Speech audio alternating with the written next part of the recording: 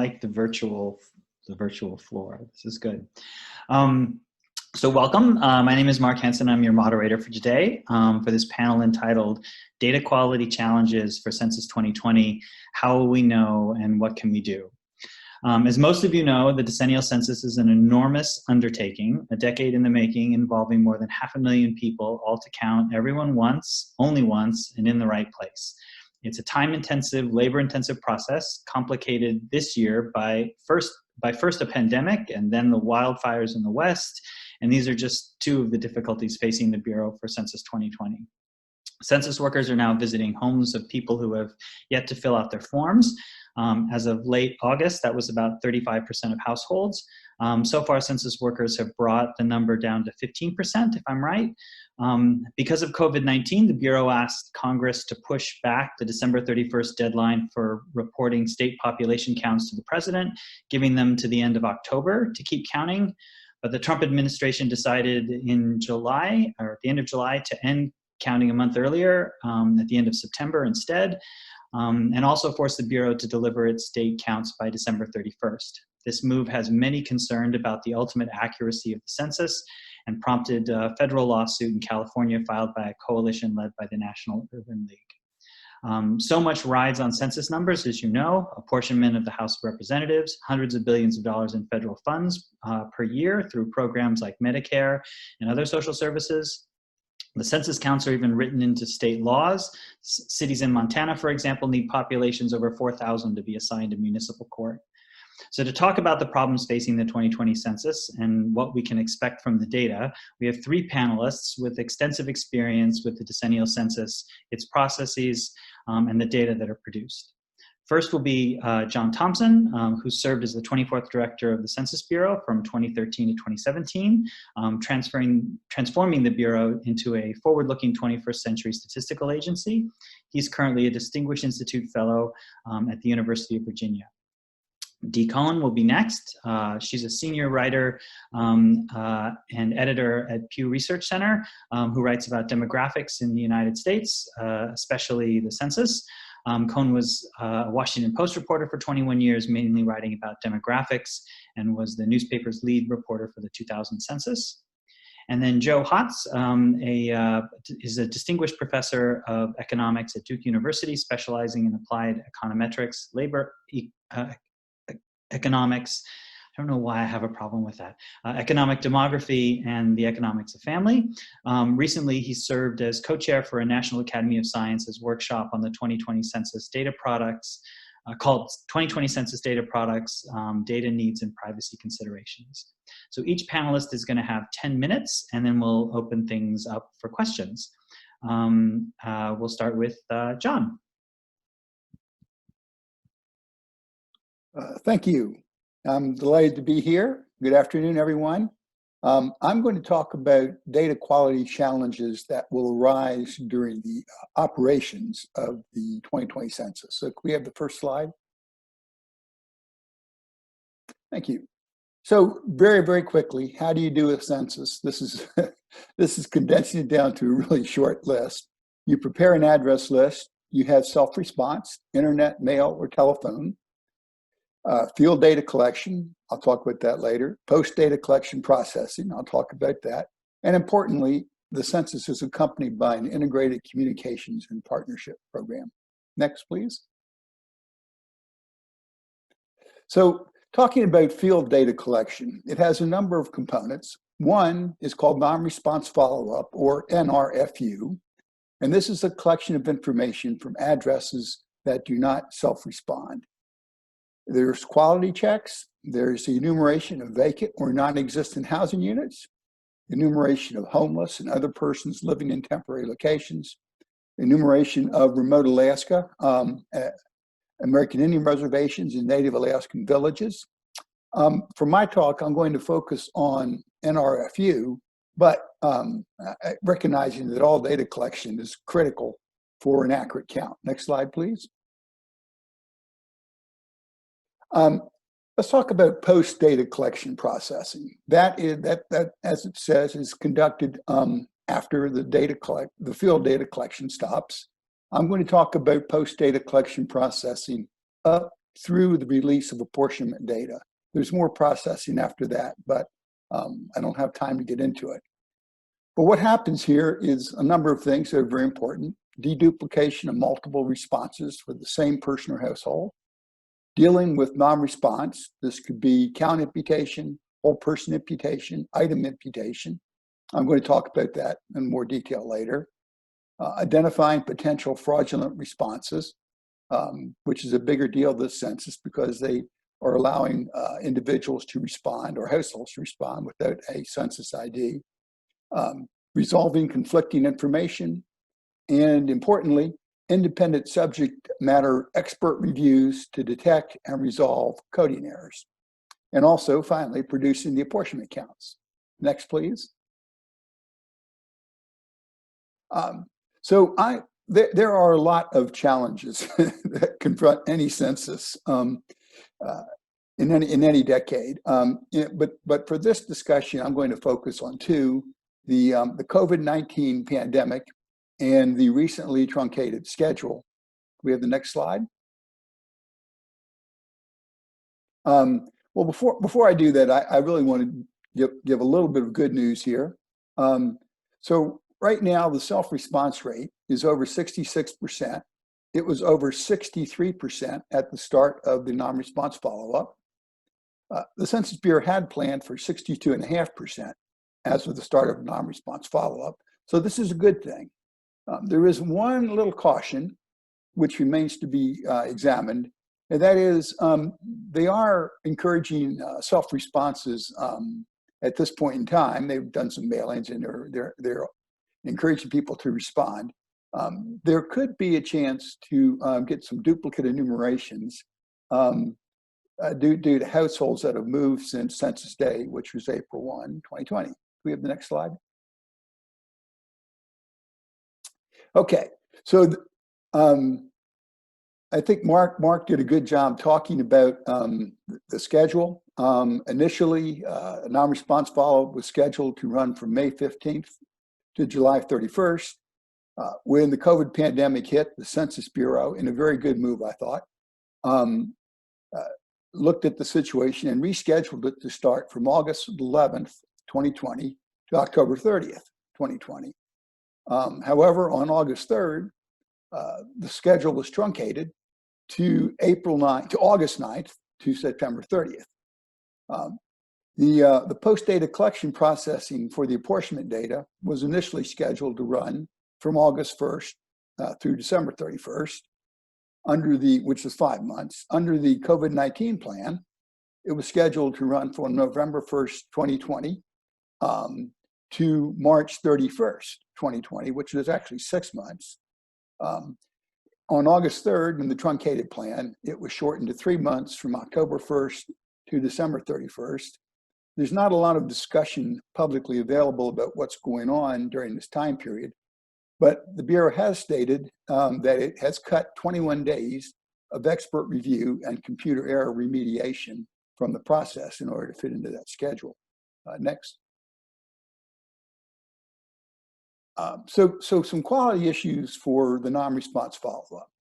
The Census Bureau has set a goal of reaching at least 99% of addresses resolved in every state, but this is not a measure of quality for non-response follow-up. Certainly, if they're well under 99%, that would be an issue, but it doesn't really tell you what's happening within the state, in cities and rural areas, and it doesn't talk to you about some of the components of non-response follow-up, which I will get into later. There is extremely limited flexibility, as we're seeing now, to deal with natural disasters such as wildfires in the West, hurricanes. There are difficulties in properly staffing in traditionally hard to count areas, hard to enumerate areas. In these areas, you need people that understand the areas and have language skills, et cetera, to get accurate responses. And there's also a chance that administrative records will be expanded in their usage, in their planned usage, to enumerate occupied housing units, which would be problematic because some administrative records don't include full representation of the hard to count populations. Next slide, please.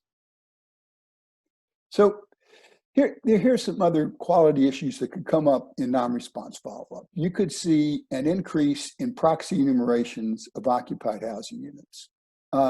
So what's a proxy enumeration means you get it with a non-household member, like a neighbor or someone else. Some data from the 2010 census, 24% of occupied housing units were enumerated by proxy and non-response follow-up. Proxy enumerations had an erroneous enumeration rate of 6.7% compared to the overall 3.3%. 23% of proxy enumerations resulted in whole person imputations, and I'll talk about that more.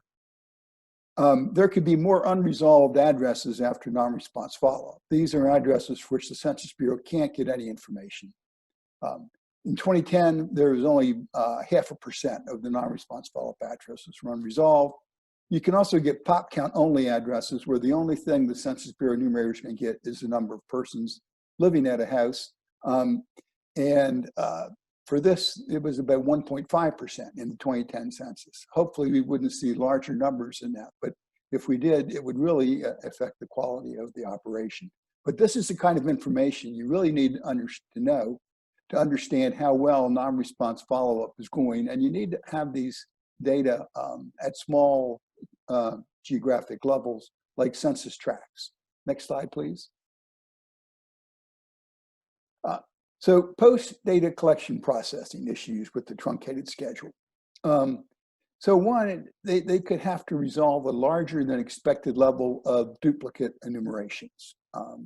We could see an increased level of count imputation. This is where the addresses that are unresolved after non-response follow-up, the Census Bureau has to use some statistical methods to impute whether they're occupied, vacant, or non-existent. And for those they impute as occupied, they would impute a pop count. And recognizing that if they didn't do anything, they would be assuming that all the addresses were vacant or non-existent, which isn't right. In 2010, this was 0.4% of total population. You can also see an increased level of whole person imputation due to pop count only responses and non-response follow-up. In 2010, it was 1.5%. So again, a relatively small number. And a really, really serious concern is by cutting that schedule to 3 months and cutting out a significant portion of the expert review and computer error detection, there could be the potential for a serious undetected computer error that wouldn't show up until possibly after the apportionment counts had been issued. And that could cause a lot of very, very serious concerns.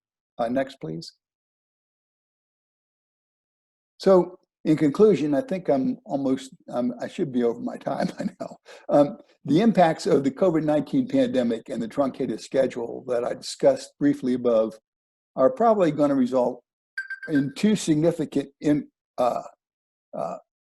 impacts on the 2020 census relative to previous censuses. And that is higher net and differential undercounts for the hard to count communities, and possibly some serious reductions in the overall quality of the 2020 census. Now, I need to state, I hope this doesn't happen because I want to see a really, really good census in 2020. However, I think there are significant risks that these outcomes could occur. Thank you. Next slide, one more slide. Thank you. And there's my email if you need to get in touch with me. Thank you, John. So our next speaker is Dee Cohn. Take it away. Thank you, Mark, and thank you, John, for your wise comments. My part of this presentation will focus on two Census Bureau products that assess the quality of the data that come out, and I'll take a quick look also at Pew Research survey findings about public perceptions of census accuracy. So first, next slide. I need to make a quick disclaimer and obligatory note that Pew Research is nonpartisan, non-advocacy, and so we don't take policy positions or make recommendations. Next slide, please. So much of what we know about undercounts and overcounts in census data comes from the Census Bureau's own research. And in fact, If you read Barbara Bryant's frequently entertaining book about her time running the 1990 census, she quotes one of her communications people as saying, "The Census Bureau makes the whips that our critics used to lash us with." So the Bureau produces two sets of estimates that can be compared with decennial census counts for the nation, national subgroups, and some subnational geography. The first one, called demographic analysis, which I'll talk about first, is scheduled to be released in December, shortly before we get the first numbers from the decennial itself. The second product, called the Post-enumeration survey, won't come out until after some census data has been released, and that'll be at this point, late next year. In my slides, I include links to Census Bureau presentations about these methods. Next slide, please. So here's some basic information about demographic analysis, sometimes abbreviated as DA. Census loves acronyms. The DA analysis is based on much of the same information that's used to construct the annual population estimates, administrative records such as birth certificates, death records, Medicare enrollment, and legal immigration files. It also uses some estimates that are based on assumptions that relate to immigration. And it uses this information to construct population totals for the US and for some national subgroups that can be compared with the numbers that come out from the decennial itself. Next slide, please. The patterns that demographic analysis finds at the national level for the total population, for undercount and overcount, tend to be replicated also with hard to count groups. We've seen some improvements over time, which can you flip back real quick to the previous slide? I shouldn't have just, yeah. As you'll see, the undercount has improved, and then from previous decades, then backslid a little in 1990, and then got better for the last two censuses in 2000 and 2010. Okay, back to that next slide. You'll see the same pattern for some of these, for net undercounts of some of these subgroups. Now note that in DA parlance, or actually in census parlance, a positive number means an undercount and a negative number means an overcount. So sort of think about it as looking in a mirror. And of course, the net, any net that's presented reflects both the combination of people who are overcounted, counted twice, and people who are undercounted or missed. So the DA has some limitations, which is that it doesn't give you a lot of granularity about, for example, race. It presents estimates for Black and non-Black. It presents some very limited ones for Hispanics, and it does work in some age data, so that's good, but it doesn't have age data for all groups. Next slide, please.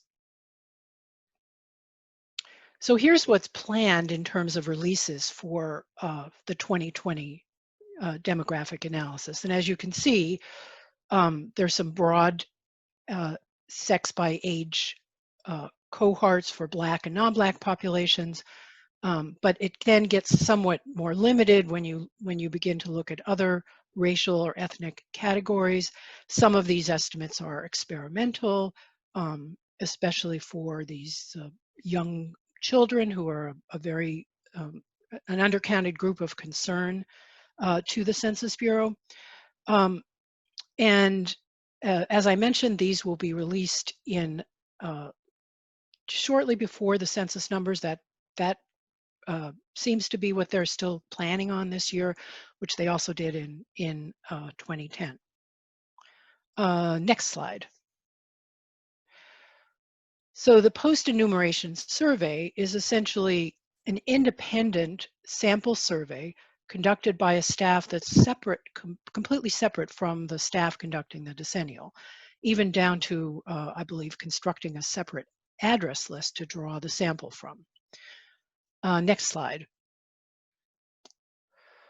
What the PES, that's the abbreviation for post-enumeration survey, does is it matches cases in the census with cases found in the post-enumeration survey, a method known as DSE, dual system estimation, and it uses that to produce estimates for both for net coverage error, but perhaps more interestingly, some of the components of that error, including omissions. It has a pretty large sample, as you can see, and it includes a sampling for Puerto Rico. Next slide. The PES, as just other products, illustrate the historic pattern of undercount. Again, a reminder that a negative number means an overcount. So, for example, the non-Hispanic white population in 2000 and 2010 were both overcounted. And then I've listed some differences that are and aren't significant in this chart. One good thing about the PES compared with DA is that it does offer much more detail in the geography that it makes available, and in some of the crosstabs you'd call it, by age and race. Next slide, please. This is actually getting underway pretty quickly. The interviews are supposed to begin this week, according to a presentation last week at the Census Scientific Advisory Committee. The PES, as this headline says, has known problems and some new ones in 2020. The known problem deals with correlation bias. That is, the same groups that the census tends to miss are also ones that the PES misses. The census folks have come up with some methods to push back against that, but it's still a known problem. However, this year, with the pandemic, we've got additional issues.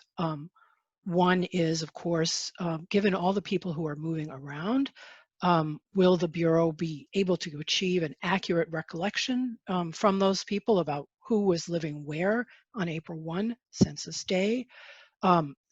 Just the disruption to who is and isn't in different addresses where they should be. College students obviously being a population of concern, and the Scientific Advisory Committee did ask the census to put some extra focus on that group this time in doing its assessments. And then who knows, there may be some issues that the Bureau may find, as it did with the CPS and the ACS in the early days of the pandemic, with actually reaching people in person. The Bureau prefers to do in-person interviews. They say they're prepared to do some by phone if need be, but as we know, phone interviewing has its own issues. So there are a lot of up in the air issues concerning the PES and its quality due to the pandemic. Next slide. This shows you when you should be getting the results from the PES. At first, the Bureau was hoping to release some results in June of next year. They're now talking about November 2021. That's still actually somewhat earlier than 2010, when the results did not come out until 2012. And this is a listing of some of the broad categories that you'll see listings for. You'll get much more granular geography. You'll get a nice proxy for income, which is renters versus owners. And as I mentioned, you'll get more racial and ethnic information than you did from the DA. Next slide. Actually, you can even flip to the one after that. So just lastly, I wanted to mention briefly that Pew Research Center did 3 surveys this year of the public, of adults, about the 2020 census, seeking information about what people knew about the census, what their attitudes were toward taking it, and then in general attitudes about the census itself. And I guess I was asked to say, well, was there any element of hope regarding the census this year? And I think if you look at this pie chart, you can see that there is a fair amount of confidence that the census will produce an accurate count. This came from a survey we did in June. Most people feel that the census will at least be somewhat successful.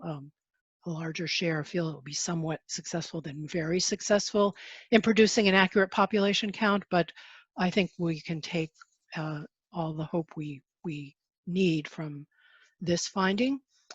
And then the next two slides, which you're welcome to peruse at your leisure, show, if you would flip through them, show how to find our work. We have a topics page on the census, and then the last page shows contact information for me.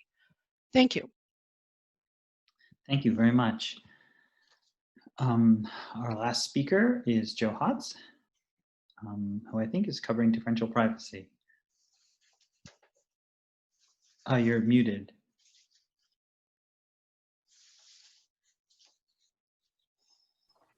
Sorry. Thank you, Mark. So next slide, please. This topic is really one about differential privacy. This really has to do with the issue of, well, how is this data released? And in particular, in the release of data, the concern is, do you release information which may identify individuals and thus violate the privacy and in particular the confidentiality of the data that they provide to the Census Bureau?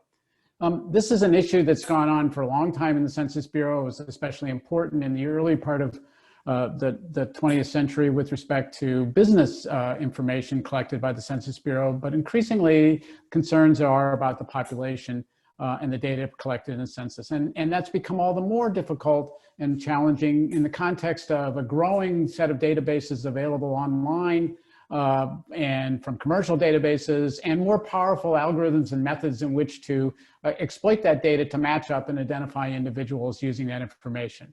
This is a challenge to the Census Bureau's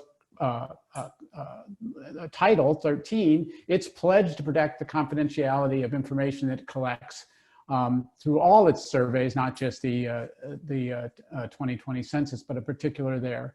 And it's made all the worse when you combine the fact that the Census Bureau has this obligation under law to protect the confidentiality of the information it releases to the public, coupled with these threats and the use of databases, et cetera, from evidence that the Census Bureau developed, in which it attempted to basically take the 2010 census tabulations and identify individuals, re-identify individuals from that data. And it turned out a sizable fraction of data of individuals they could re-identify from that exercise. And that led to the last bullet point here, the decision on the part of the Census Bureau to develop a new system, a disclosure avoidance system, or DAS, based on something called differential privacy in this methodology. Next slide, please. I don't have time to sort of take you through all of the ins and outs of what differential privacy is. What the underlying mathematics behind it. In the posted slides, there's a lot more information that I provide to you in terms of examples and exactly what is, or at least a lot about what's going on with respect to the method. But here's the basic idea. Differential privacy says what you're going to do is take tabulations from true data, how many African Americans there are in a particular locality, say in a particular age group, and of male or female gender. And then it infuses noise in those tabulations, takes draw from a distribution, and typically a Laplace distribution, and then only releases that data or a version of that data that has been infused with noise.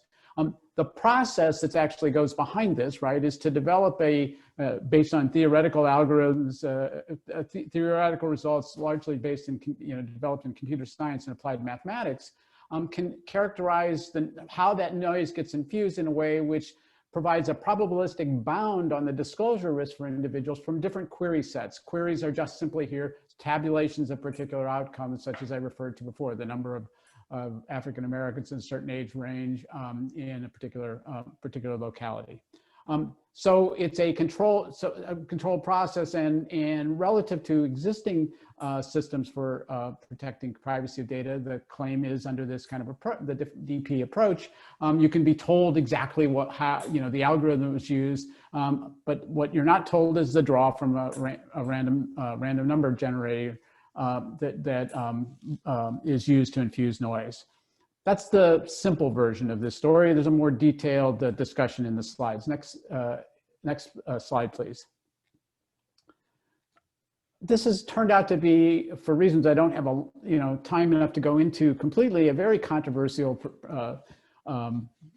strategy, mainly in part because it changed the process that was used in the past several censuses, something called swapping of information to protect privacy. So it's a new system, and there's always concerns about the new system. So Census Bureau, aware of that, reacting to it, reacting to the user communities who use the 2020 census data, devised a set of demonstration data. They took, in particular, the 2010 census products, the tabulations from the census, the 2010 census, that were based on the existing at that time DAS system swapping, and they generated a version of the 2010 data using the new DAS based on differential privacy, and released that data back in October of 2019.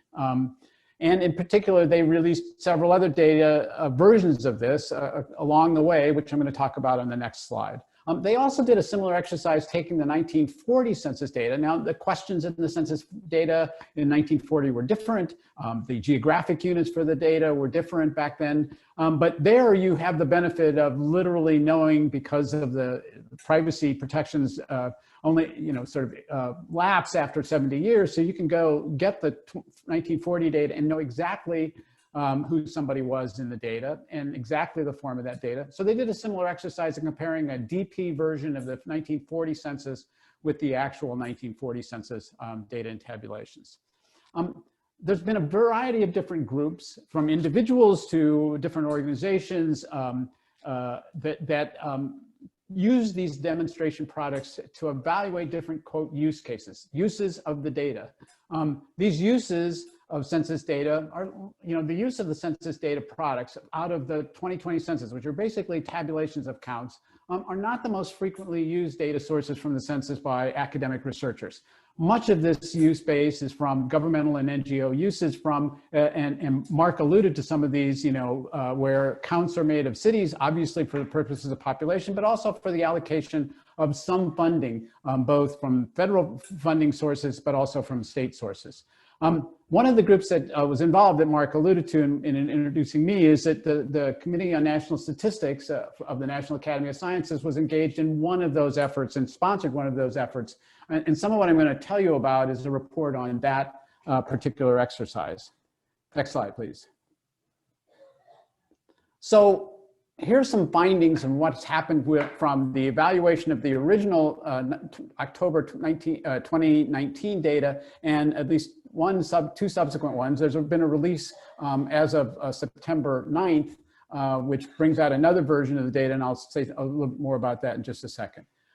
Here's some of the findings. Basically, at sort of higher levels of geography for large demographic groups, the use of the new DAS didn't really distort the data very much at all. Remember, it's infusing noise, and this comparison was made against the data from the 2010, which was based on another sort of DAS system of swapping.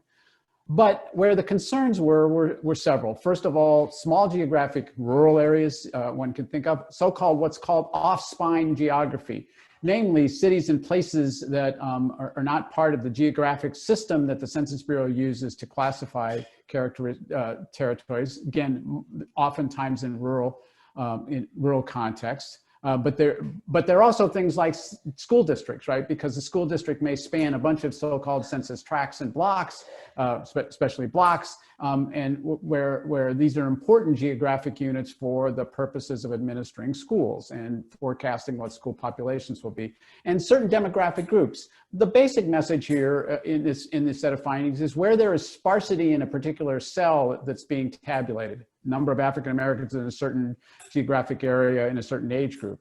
To the extent to which those are sparse in particular localities and at particular defined geographies, the data was much less accurate, right? The data from using DP compared to the previous version of the data.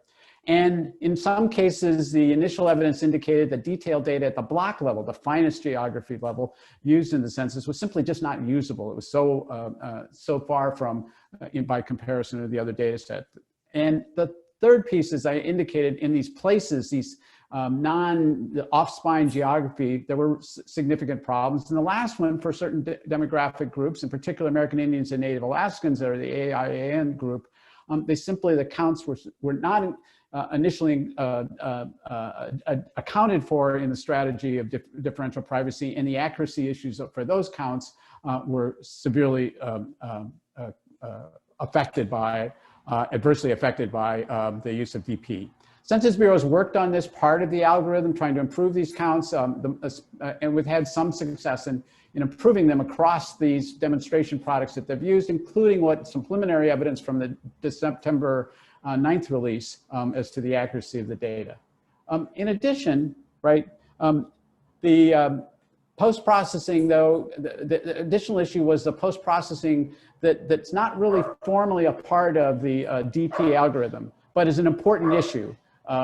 Namely, what can happen if you infuse noise, especially think about a sparse cell, is you can get a negative value to that outcome when you infuse noise centered around 0. Those negative counts are annoying. People don't, mayors of small towns don't like to know that they had a negative 13 people in their city based on the population release. So this Census Bureau, in the algorithm it uses to sort of using DP, attempts to adjust for that fact. And the Census Bureau has tried to address these so-called negative counts, which it turns out generate very systematic biases in the outcomes. It's addressed it to some extent, but it turns out mathematically there are really limits as to what it can do. Next slide. This last slide sort of talks a little bit about what we know and features, important features of this last release of data. Again, we don't know much about it because it was just recently released. Work from those of you know, the IPMS group at the University of Minnesota has provided this data, the tabulations of the data that the Census Bureau released, and made it available on their website. And in the version of this that will be posted, these slides, I'll provide a link to that. It looks like there's been a good deal of improvement in the latest releases, in this latest release. What's likely, at least stated to be the last version of this data that will release before the Census Bureau moves ahead and makes a decision. But two important caveats have to be made about sort of the information about the improvement. The first is the data that was disclosed or that was considered in the most recent data is only for the variables that are a part of something called the PL 94-171 files. Those are the files that are used for redistricting. Those are the files that are sent to the states. They're fine geography giving counts of individuals who are voting age. The controversy, not in these data sets, of course, is the issue about what's provided about citizens or non-citizens, and that's a matter that's subject to court cases right now. But it provides that information in detailed race and ethnicity because of the Voting Rights Act that has to be enforced in terms of redistricting. That's the only version of the data that was really focused on in this latest version of the release. In fact, there's a much broader set of data that is released. What's called the demographic and household characteristics data typically comes later after this, PL94 data for redistricting. Why was the focus on this most recent version of this? Because the Trump administration mandated, because of the compressed timetable that John Thompson talked about, basically the Census Bureau had to turn its focus as to how well it's doing on this release data. The second thing that's true about the more recent release data is they used a larger privacy budget. They allowed for more,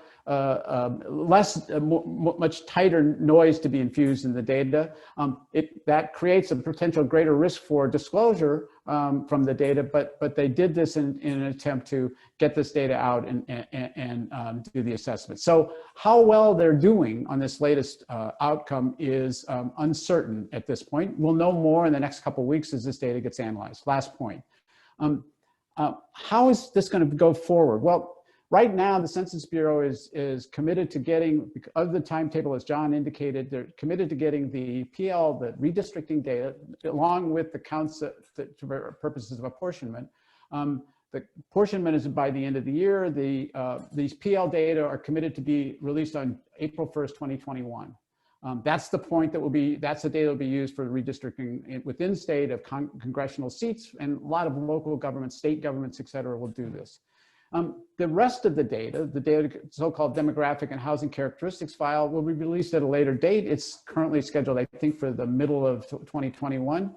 But the real question is going to be here, because of these two data sets and differential privacy. The original plan the Census Bureau had was to take into account the privacy of all sources of data that came out of the 2020 census. This early release and the compressed period in which they have to evaluate the quality of the data is going to create a real tension here in terms of the possibility that they do a different strategy for the PL data, which they have to get out quickly, and the subsequent DHC file.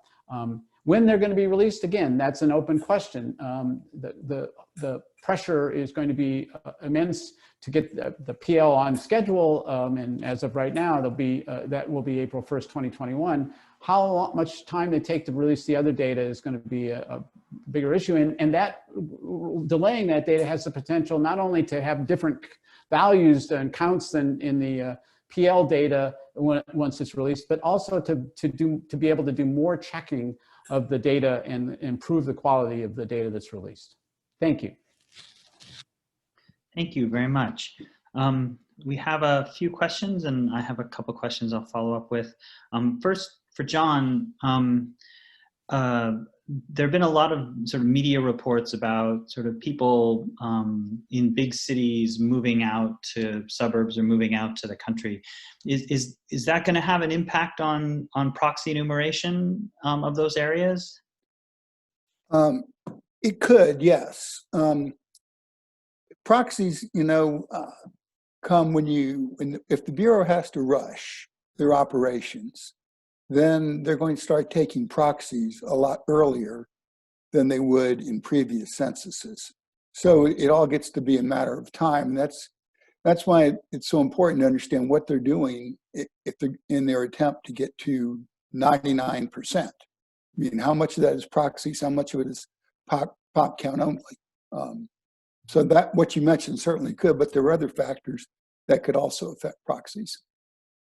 Also, just to follow up on this, you mentioned fraudulent responses because this time we're allowed to answer the census online, and we don't necessarily need the ID that was mailed to us to fill it out, and so anyone can sort of provide your address and name and information. Is there any evidence that fraudulent responses are being collected? I think that remains to be seen. I will say that the Bureau is really on top of this. They put together, a task force with some really good people on it to, look at the data that comes in through the non-ID processing and make determinations as to what's going on. So the Bureau is prepared to look at the data. They've got a good team together. I think I don't think anyone knows outside of the Bureau what the level of usage of the non-ID processing was. Maybe, hopefully, at some point that will be published. But for Dee, there was a question that came from the audience about what happens if the census count that's produced now, December 31st, disagrees markedly with either demographic analysis or the post-enumeration survey. What happens at that point? Well, I'm going to let John jump in after I flub the answer. Basically, nothing. I think in the apportionment count is fixed. There's nothing that can be done, as I understand it, to change that. In the past, there has been talk about adjusting some other census figures for purposes of, for example, distributing money. But the PES is not apparently designed to do that in any sophisticated way. But I want to punt this question over to John. Yeah, so you can't use sampling for apportionment. There is a Supreme Court case that ruled out the use of sampling for apportionment data. You could use, there have been lawsuits about using other things to change the apportionment count. So in 2000, there was a suit that said you shouldn't use count imputation because it's sampling. So there are ways that you could challenge the apportionment counts, but you just can't use sampling. And there's a history of a long history of lawsuits about using statistics like the PES to correct things, not just apportionment, but redistricting, funding, anything else. And then Joe, how was this spotlighted your video? Oh, sorry, I'm reading random Zoom comments. So differential privacy is a new is a new disclosure avoidance system, and has its own kind of difficulties as you articulated, use cases with people being concerned. Do you see any interaction between the difficulties that face the Bureau in sort of forward collection and the differential privacy that will be put on top that are going to make it sort of more complicated for a researcher to make use of the data? Well, I mean, I think the issues are going to be several. One is, the degree of noise and the concern about that noise. And the second piece, I think, is just general education. There's a lot of people who just don't quite understand what differential privacy. It's not an easy, the concept seems straightforward enough, but it's really not in terms of sort of its implications and sort of some of the issues related to how these adjustments, what's called post-processing in the algorithm, actually have to be done. So, the users of these data are going to have to be educated in a new way. And I think the Census Bureau has thought a bit about that, but I must say there's concern that they've not devoted enough resources to that education process that's going to come about. And then there's this whole last set of questions, right? When you acknowledge that, that you're infusing noise, and so when a census, a local area comes back and says, hey, I lost population, and I'm going to lose some state funding for purposes of doing this, and it was all because of this darn random noise that was injected into the counts for individuals. This is going to be a further contentious issue. How important is this relative to the quality of the data? I don't know. Under a good census where everything was counted, maybe this is going to be a very important issue.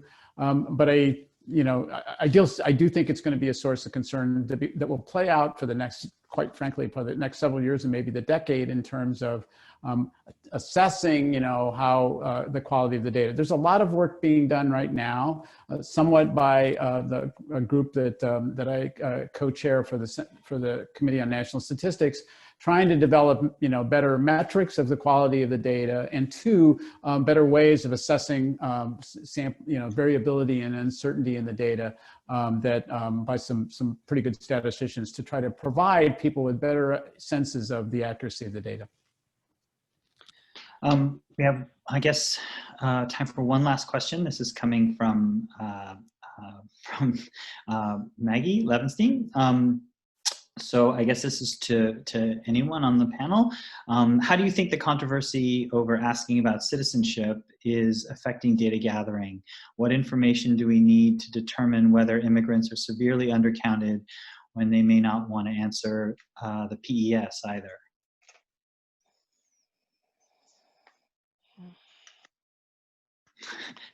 Well, I'll just throw in our own survey finding, in which we asked twice earlier this year about whether citizenship is asked on the census, and most people were unaware that it is not asked. That fewer than 1 in 5 correctly knew that citizenship was not asked on the census. So most people's understanding going into the census was either that it was being asked or they didn't know. Yeah, we had a project at Columbia where we were looking at how journalists and local news organizations were reporting on the census to try to help them tell better stories about the importance of the census. And inevitably, the first story that got published in these small towns that we would visit, like Dodge City, Kansas, first story was census does not ask about citizenship. Like, that's the headline. Like, it couldn't be any, like, that's the headline, that's the lead, that's the story, that's the whole thing, because it was a surprise to the reporter that they weren't asking about citizenship. So, all right, I think at that point, or with that, I'm going to thank our panelists, John and Dee and Joe. This has been an eye-opening conversation. I wanted us to end with something hopeful, and Dee, at least you pulled something hopeful out. And so I think at this point I turn it back over. Is that right? To Lynette or Annalee. Hello, wonderful. Thank you so much. This was a fantastic presentation. I really, I learned so much, and I just really appreciate you all taking the time to be here. I just want to say one more thank you to all of our attendees who were here today. You had some incredible questions. If we didn't have time to get to your question, you can always send those in to the help team, or you can reach out to our panelists through the contact information that we have provided in the chat. Thank you so much to everyone who is here today, and we hope that we will see you tomorrow for another rousing round of Data Fair webinars. And if you will join me in a round of applause for our incredible panelists today. We really could not do this without you. Thank you so much for all you have done for us and for the country. And with that, we will say good night, and we will see you all tomorrow. Thank you so much. Thank you.